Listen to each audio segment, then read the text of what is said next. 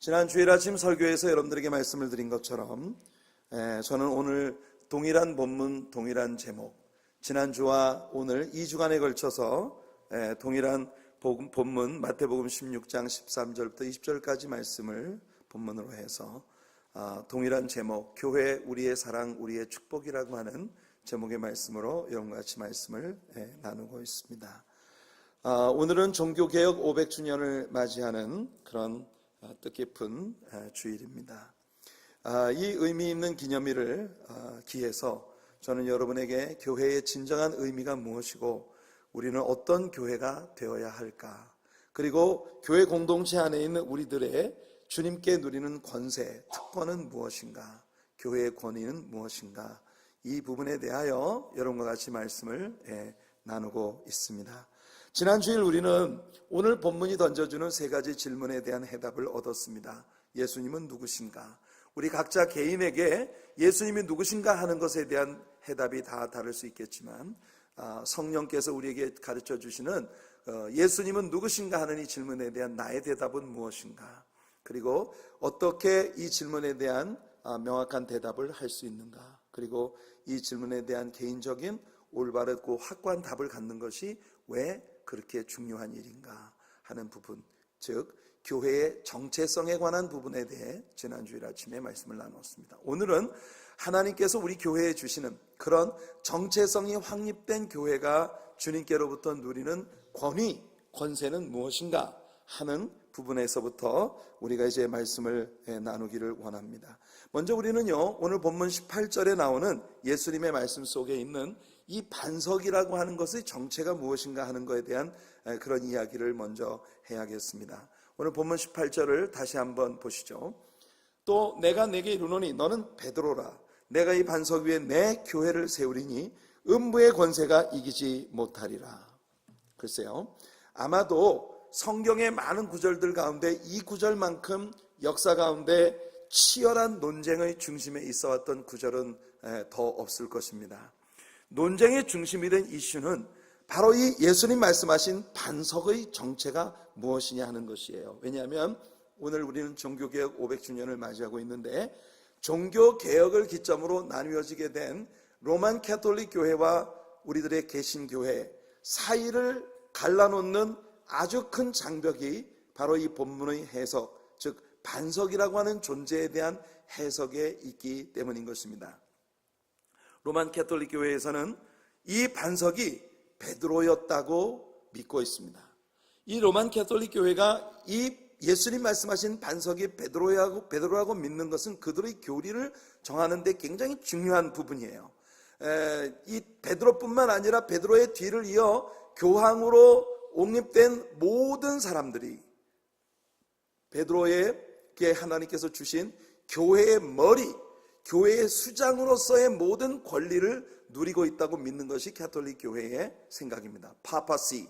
바로 오늘 이 마태복음 16장 18절이 캐톨릭 교회의 교황은 오류가 전혀 없는, 실수할 수 없는 그런 하나님의 대리인으로서 교회의 수장으로 교회에 관한 모든 것을 결정할 수 있는, 어떻게 보면 written word인 성경보다도 이 교황이 내리는 칙서가 더 큰 권위를 가질 수 있는 교회의 머리로 해석이 되어지는 것이 바로 이 반석은 베드로라고 해석하고 있는 그들의 해석에서도 시작이 된 것입니다.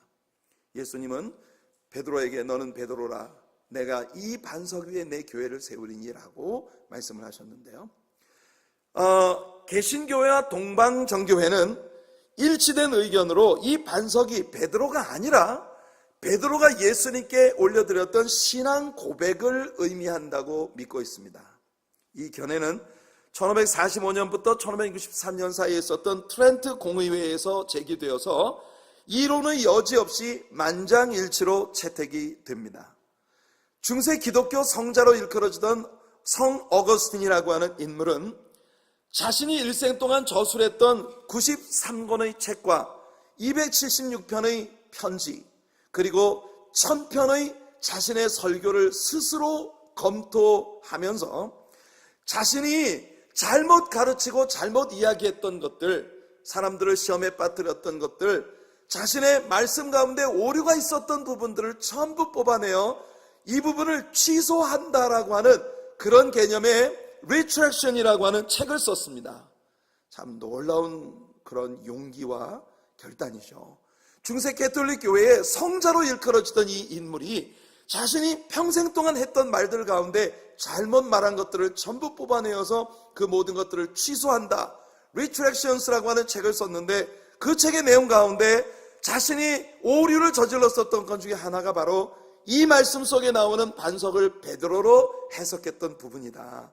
그래서 여기 나오는 반석은 베드로가 아니라 베드로가 주님께 올려드렸던 신앙 고백이었다고 하는데 동의하는 이런 이야기를 이 책 가운데서 했다는 것입니다.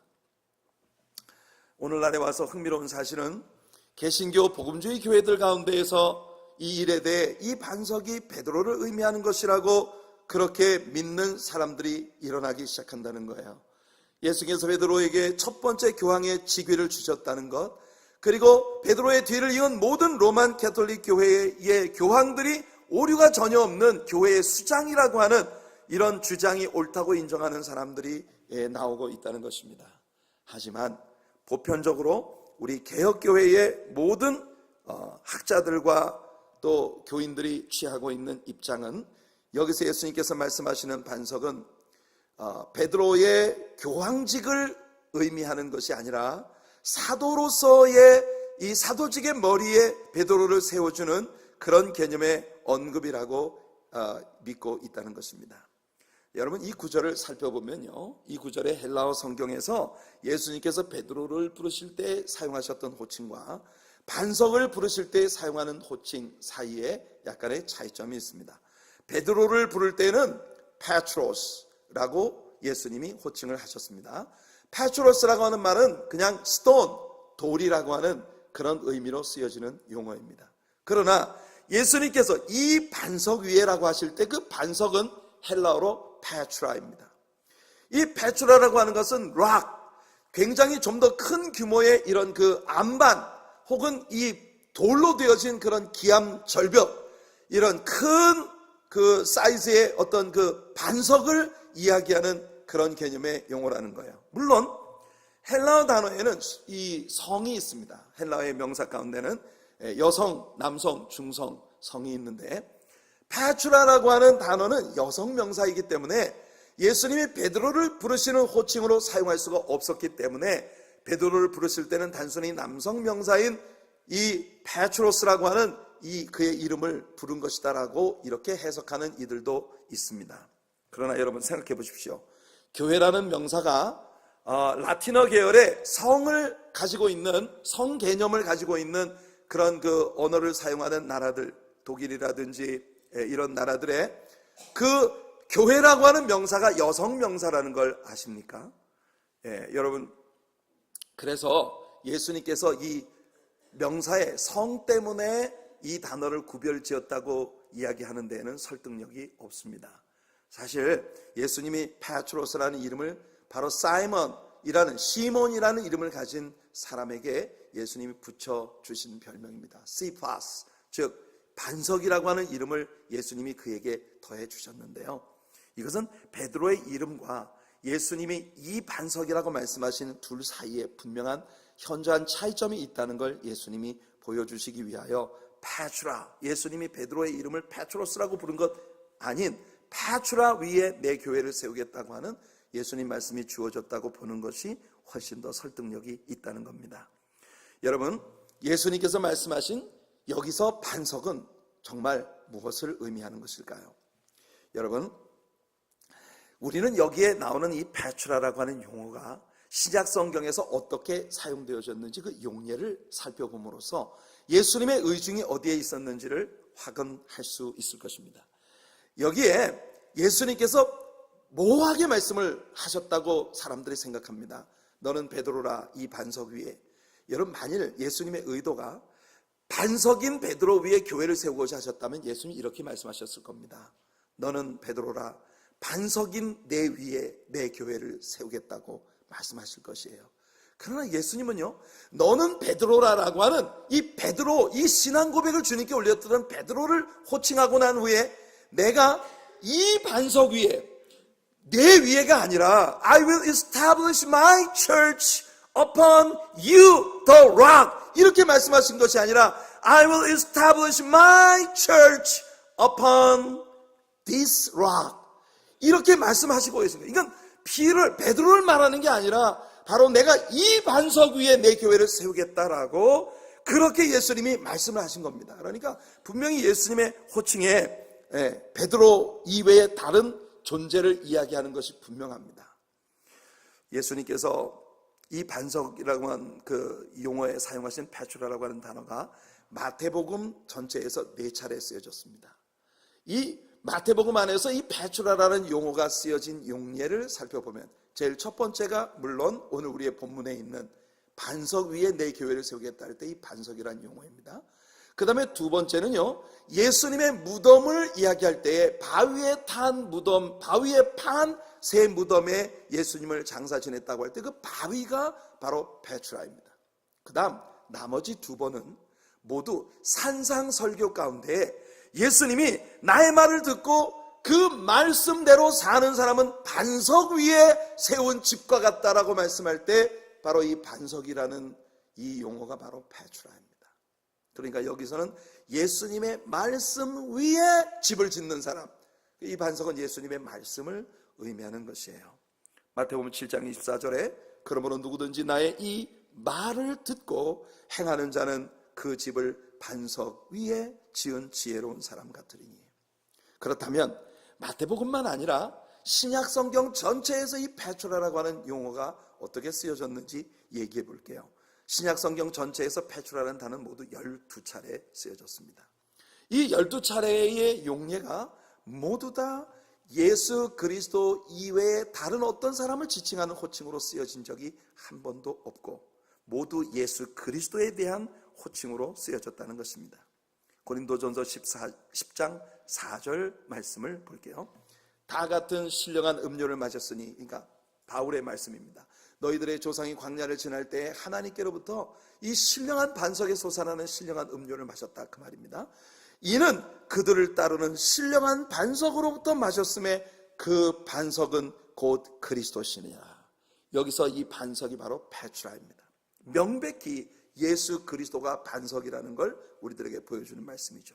그 외에도 마태복음 21장 42절 44절에서 건축자들의 버린 돌이 집 모퉁이의 머릿돌이 되었다는 말을 읽어보지도 못했느냐라고 예수님 말씀하시는 모퉁이의 머릿돌, 즉 예수 그리스도의 교회를 세우는 교회의 기초석이 되어지는 코너스톤, 이것이 바로 예수님 자신이라고 하는 것을 이야기할 때에 바로 이 페트라라는 용어가 쓰여진 것입니다.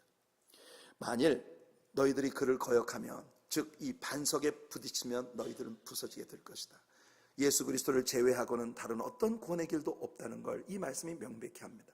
로마서 9장 33절에서 바울도 이사야 28장 16절과 예수님의 이 말씀을 인용해서 예수님은 a stumbling block, 예수님을 믿기를 거절하는 자에게 걸림돌이 되어 넘어져서 완전히 부서지는 그런 거침돌이 되신다고 이렇게 묘사를 하고 있습니다. 자, 무엇보다도 이 논쟁의 중심에 서 있는 베드로 자신의 이야기를 볼게요. 사도행전 4장 10절 이하의 오순절에 일어난 성령의 역사로 베드로가 일어나서 행했던 설교 가운데 하나입니다. 너희와 모든 이스라엘 백성들은 알라, 너희가 십자가에 못 박고 하나님이 죽은 자 가운데서 살리신 나사렛 예수 그리스도의 이름으로 이 사람이 건강하게 되어 너희 앞에 섰느니라. 이 예수는 너희 건축자들의 버린 돌로서 집 모퉁이의 머릿돌이 되었느니라. 다른 이로서는 구원 얻을 수 없나니 천하 사람 중에 구원을 얻을 만한 다른 이름을 우리에게 주신 일이 없음이라. 이건 베드로 자신의 선포입니다. 교회를 세우는 모퉁이의 머릿돌이 되신 분은 예수 그리스도시고 그 예수 그리스도를 믿는 일 이외에 다른 어떤 것을 통해서도 구원을 받을 수 없다는 것이 베드로의 선포입니다. 그리고 그는 그의 첫 번째 서신 베드로전서 2장 4절로 8절까지 말씀해서 이렇게 말합니다.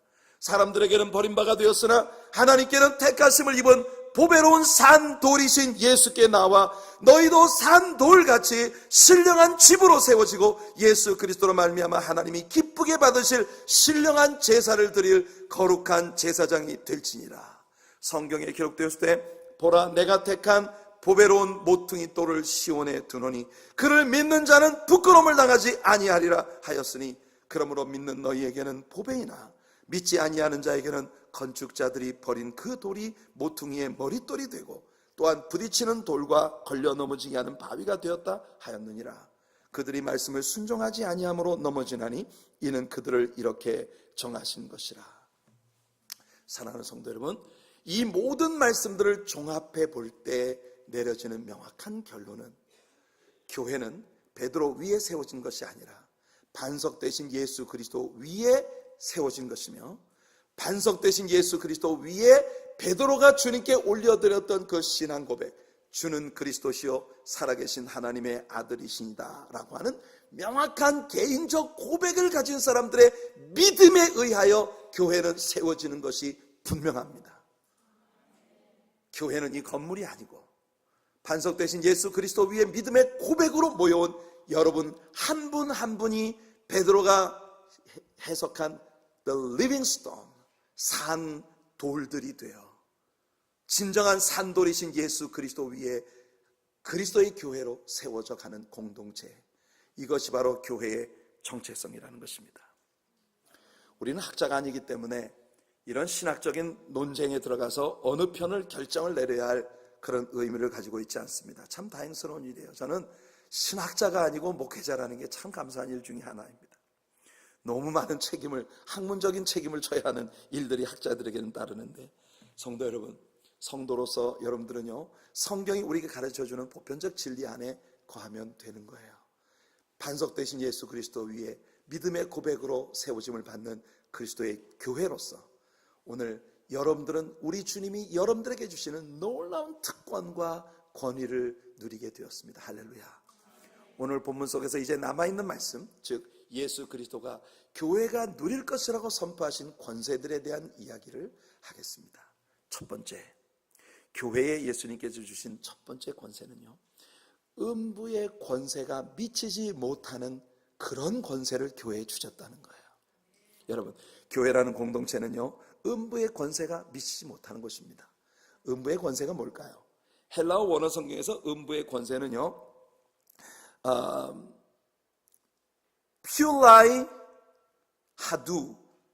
퓨라이 하두라고 하는 이런 문장으로 되어져 있습니다. 퓨라이 하두. 이 퓨라이라고 하는 말은 저기 나온 것처럼 퓨레, 문이라고 하는 말. 그리고 하두는 하데스, 음부 혹은 지옥을 일컫는 그런 단어입니다. 그래서 영어 성경들은 우리 성경의 음부의 권세라고 번역된 이 구절을 The Gates of Hell, 지옥의 문이라고 그렇게 해석을 하고 있는 것입니다. 교회라는 공동체는요, 지옥 문이 권세를 미치지 못하는 특별 구역입니다. 여러분들이 예수 그리스도의 교회일 때 지옥 문이 여러분들에게 손댈 수 없다는 거예요. 축하합니다, 여러분. 여러분들은 지옥과 아무 상관이 없는 하나님의 구원받은 특별한 자녀들이 되었어요. 오늘 우리 찬양대가 찬양 속에서 선포한 것처럼 우리의 죄를 우리에게서 모두 옮겨버리신 나의 왕 되신 하나님의 친백성들이 되었으니, 교회라고 하는 것은요, 여러분, 어떤 무장도 할 수 없는 우리나라의 말이에요, 비무장지대처럼 음부의 세력이 절대, 지옥의 세력이 절대로 미칠 수 없는 것. 예수님께서는 여러분 구원의 방주가 되셔서 아담의 죄를 유전으로 물려받은 원죄 가운데는 이 땅에 태어난 모든 사람들이 지옥 문 앞에 지금 살고 있는 거예요. 그 사람들이 얼마나 많이 공부했든, 얼마나 많은 것을 가졌든, 얼마나 세도가 당당하든, 여러분, 모든 이 세상에 태어난 사람들이 지옥 문 앞에 살고 있습니다. 그런데 여러분들은 그 지옥 문의 권세가 입을 벌려 여러분들을 절대로 삼킬 수 없는 예수 그리스도 안으로 들어온 사람들이라는 거예요. 이게 교회의 권세입니다. 예수님께서 제자들에게 이 말씀을 하신 것은 바로 세소리아 필리포이, 이 가이사라 빌립보 지방이라고 하는 곳이었다고 했습니다. 이 가이사라 빌립보 지방은 예수님 당시에 다중적 종교의 중심지였어요. 여기에는요, 고대부터 바알 숭배의 중심지가 여기에 있었고요, 헬라의 신이었던 판이라고 하는 신을 숭배하는, 이 판이라고 하는 신은 숲과 들판 그리고 목양의 신으로 추앙을 받고 있었는데, 이 신의 모습은 염소의 다리와 염소의 뿔을 가지고 있는 짐승의 모습이었습니다. 바로 이 헬라의 신 팬의 성지가 바로 이 가이사랴 빌립보 지방에 있어요. 그런가 하면 로마 신화에 나오는 이 파우누스와 같은 그런 개념에 바로 이 팬이라고 하는 이 숲과 들판 목양을 주장하는 그런 신의 성지로 일컬어지는 이 도시에, 로마 시대에는 로마의 황제가 신으로 일컬어지며 추앙을 받았는데, 아우구스투스 로마 황제를 숭배하는 황제 숭배의 신전이 이곳에 건설되어 있었던 것입니다. 그러니까 여러분, 이 가이사랴 빌립보 지방이라고 하는 것, 정치적, 경제적, 사회적 모든 권세가 담긴 우상 숭배 종교의 중심지예요. 다양한 우상 숭배의 중심지, 사탄의 세력이 난무하는 그 한복판에서 예수님은 오직 교회만이 음부의 권세가, 지옥의 권세가 미치지 못하는 하나님의 구원의 특별한 영역이라고 하는 걸 선포하고 계신 것입니다. 이 도시에서 다양한 종류의 종교, 다양한 종교의 신앙 시스템을 가지고 있는 어떤 사람도 면할 수 없는 지옥문의 권세, 오직 반석되신 예수 그리스도 위에 믿음으로 세워질 교회만이 그 지옥문의 권세가 절대로 미칠 수 없는 특권을 갖고 있다는 거예요. 그 다음 두 번째 권세는, 예수님이 오늘 말씀에서 선포하신 교회가 누리는 두 번째 권세는 천국 열쇠의 권세입니다. 주님께서 교회에는 천국 열쇠를 주셨어요. 먼저 예수님은 베드로에게 이 열쇠를 주셨습니다. 우리가 여기서 분명히 알아야 할 것은, 예수님께서 베드로에게 주신 천국 열쇠는 구원받은 사람이 천국 갈 때 천국에 들어가도록 문을 열어주는 그 권세를 말하는 게 아닙니다. 여러분, 이 중세시대 때부터 계속 이와 같은 해석들 때문에요, 교인들 사이에 내려오는 조크 가운데 베드로가 천국 문지기로 서 있는 조크가 굉장히 많습니다. 누가 천국에 가봤더니 베드로가 문을 딱 막고 서가지고 문을 안 열어주더라, 이런 이야기, 그 웃기는 그런 그 조크들이 많이 그 베드로가 문지기로 나오는 그런 이야기가 나오는데, 예수님이 여기서 베드로에게 주신 천국 열쇠는 진짜 천국 문 앞에 서서 문 열어주는 문지기 그 이야기를 하고 있는 게 아닙니다. 여러분, 천국에 들어간다는 건 뭘까요? 천국에 들어간다는 것은 바로 구원을 말합니다. 구원은 무엇으로 얻습니까? 믿음으로 얻죠. 그 믿음은 무엇을 통해 온다고 바울이 말했습니까? 주님의 말씀을 들을 때에 우리들에게 믿음이 온다고 했습니다. 예수님께서 베드로에게 맡기신 천국 열쇠는 뭐냐 하면, 베드로가 닫혀 있었던 믿음의 문들을 열어 젖히는 그런 특권을 우리 주님께로부터 받았다는 것입니다. 사실 베드로가 이 열쇠를 기막히게 사용한 것이 사도행전에 잘 소개가 되고 있습니다. 예컨대 사도행전 2장에서 오순절 이 모인 성도들 앞에서 베드로가 일어나 설교하고 함께 기도할 때 그들에게 성령이 강림함으로써 예루살렘에 온 교회가 세워지게 되는 놀라운 역사가 일어났습니다. 그 다음에 예루살렘에 있는 성도들이 바울 사도의 그 변화되기 이전에 사울의 핍박에 의해서 사방으로 흩어졌을 때, 흩어진 사람 중 하나인 빌립이 사마리아에 내려가서 사마리아의 복음을 증거하고 예수 믿는 사람들이 나오기 시작했어요. 그러나 그들에게 아직도 성령이 임한 적이 없을 때 베드로가 내려가서 그들을 위해 안수할 때 그들이 성령을 받았다고 성경이 말합니다. 그러니까 예루살렘과 온 유대와 사마리아와 그 다음 땅끝은 뭡니까? 이방인들의 세계입니다. 이방인들의 세계의 첫 번째 성령 감과 구원의 문을 연 자가 누굽니까? 베드로입니다.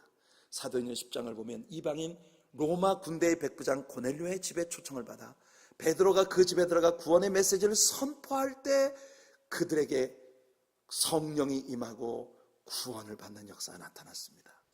그러니까 베드로는요, 처음 주님께로부터 열쇠를 부여받아 예수님의 명령대로 예루살렘과 온 유대와 사마리아와 땅끝 이방인의 세계에 성령의 강림과 교회의 탄생을 시작시킨 첫 번째 열쇠를 가진 자로 쓰임을 받았다는 거예요. 특별히 예수님께서 이 열쇠에 대하여 땅에서 매면 하늘에서도 매일 것이고 땅에서 풀면 하늘에서도 풀리리라 라고 말씀하십니다. 이 말씀은요, 명백히 두 가지 해석을 가능하게 합니다. 여러분, 예수님이 이 말씀을 하셨을 때 유대인들에게는 이 말씀이 굉장히 익숙했습니다. 왜냐하면 유대 랍비들이 이 표현을 아주 즐겨 사용했기 때문이에요. 유대인 랍비들의 가르침에는 이 맨다라고 하는 말이 forbidding, 무엇을 금지시킨다는 그런 용어로 사용이 되었고, losing, 푼다라고 하는 말이 permitting, 허락한다라고 하는 그런 의미의 용어로 쓰여왔다는 거예요. 자, 그래서 예수님이 네가 땅에서 매면 하늘에서 매이고 땅에서 풀면 하늘에서 풀린다고 하는 말은, 첫째는 교회가 가지고 있는 어떤 사람들에 대한 징계, 징치, 치리에 대한 권세가 교회 안에 있다는 걸 보여주는 그런 의미로 해석이 됩니다. 교회가 어떤 사람에 대하여 이 사람은 교회 밖에 있는 사람이다 라고 문을 닫을 때 그것은 하늘에서도 닫히는 것이다, 그런 의미이기도 하고요. 또 다른 한 가지는 뭐냐면, 여러분, 이 땅에서 우리 성도들이 계속 천국문을 열어가는, 그러니까 구원받는 많은 사람들을 교회로 초청하여 우리 하나님의 나라 백성이 되게 할 때 이것이 하늘 문이 그들에게 열려진다는 그런 개념이 되기도 하는 것이에요. 신자의 기도는 천국문을 여는 열쇠입니다. 여러분들이 많은 여러분들의 지인들을 위해 중보 기도로 나아갈 때 여러분들의 기도가 그들의 마음에 믿음이 생성되게 하고, 그리고 그들이 열려진 천국문으로 들어가게 하는 길이 될 수 있다는 거예요. 이번 생명과 사랑의 대잔치를 통해 우리가 애써왔던 것이 바로 그런 부분인 것입니다. 오늘 본문에서는 베드로에게 내가 천국 열쇠를 4개 주노니라고 말씀했지만, 베드로 한 사람에게만 이 열쇠를 주신 게 아니에요. 마태복음 18장 18절을 보게 되면 진실로 너희에게 이르노니, 너희라고 하는 복수로 되어진 인칭 대명사를 사용하시면서 너희에게, 이 베드로에게 줬던 천국 열쇠를 준다는 겁니다. 뭐냐? 너희도 이 땅에서 매면 하늘에서도 매이고 땅에서 열면 하늘에서도 풀릴 것이다. 그것은 오늘 예수를 믿는 우리 교회의 모든 성도들에게 베드로에게 주셨던 그 천국 열쇠를 주셨다는 것입니다. 예수님은 모든 제자들이 땅끝까지 나아가 이 열쇠를 부지런히 사용하도록 명령하십니다.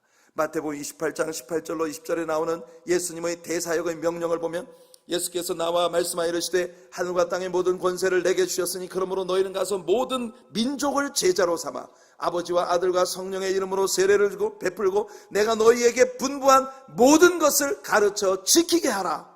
볼지어다 내가 세상 끝날까지 너희와 항상 함께 있으리라. 하늘과 땅의 모든 권세를 가지신 예수님이 교회 공동체 안에 내가 항상 함께 있을 것이다. 그러므로 너희는 가서 모든 족속을 제자로 삼아 그들에게 세례를 베풀고 아버지와 아들과 성령의 이름으로 세례를 베풀고 내가 너희에게 분부한 모든 것을 가르쳐 지키게 하라고 말씀하십니다. 12사도는 아니었지만 훗날 예수 그리스도의 직접적인 선택으로 사도가 된 바울에게도 하나님은 팔레스타인 밖의 이방 나라들을 향하여 믿음의 문을 여는 권세를 주셨습니다.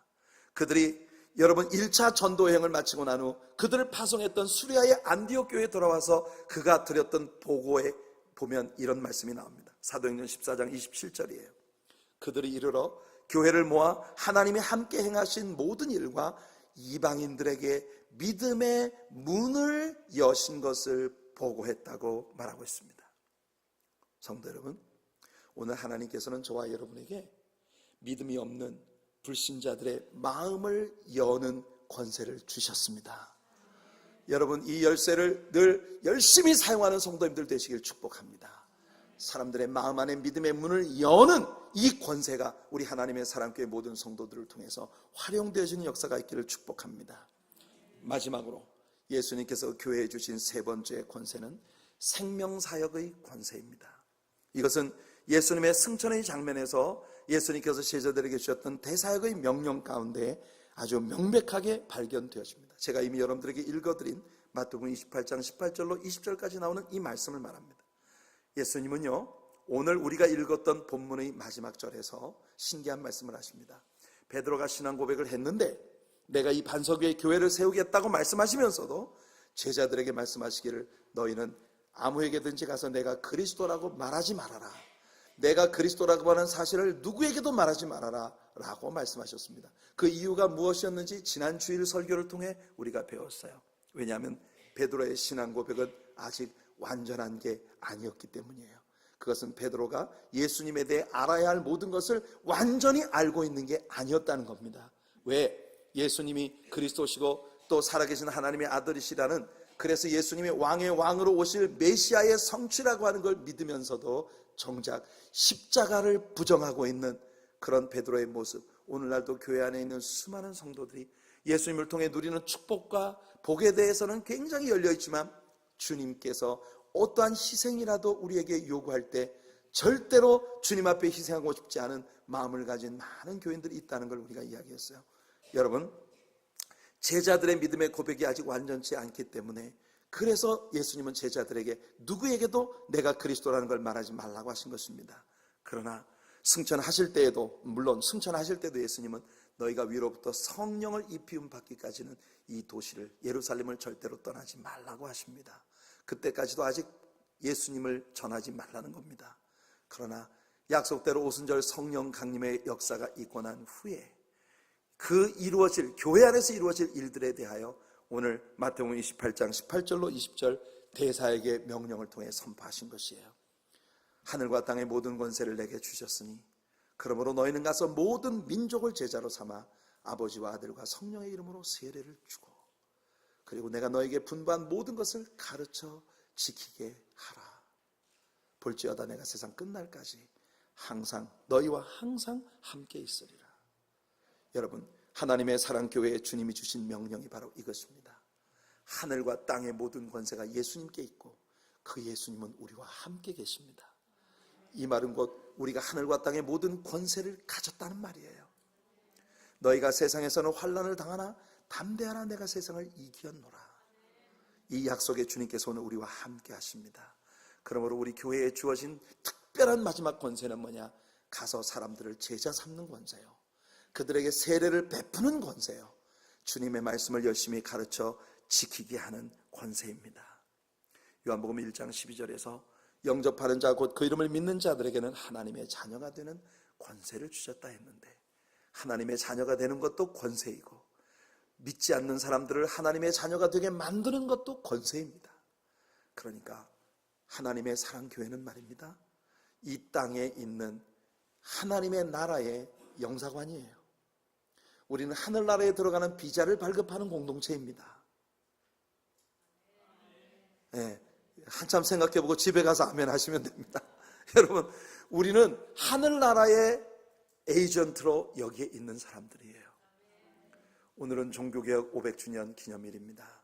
마르틴 루터가 오직 성경으로, 오직 믿음으로, 오직 예수로, 오직 하나님의 은혜로, 여러분 이렇게 오직 말씀으로 돌아가야 한다고 기치를 두고 종교개혁을 시작한 그때로부터 500년이 지나면서 오늘 여러분들이 섬기는 이 하나님의 사랑교회 같은 교회 공동체가 이 땅에 있기 위해 수없이 많은 믿음의 선진들이 피를 흘렸고, 그리고 그들의 삶을 바쳤습니다.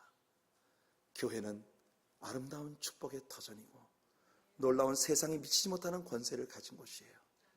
교회, 우리의 사랑, 우리의 축복.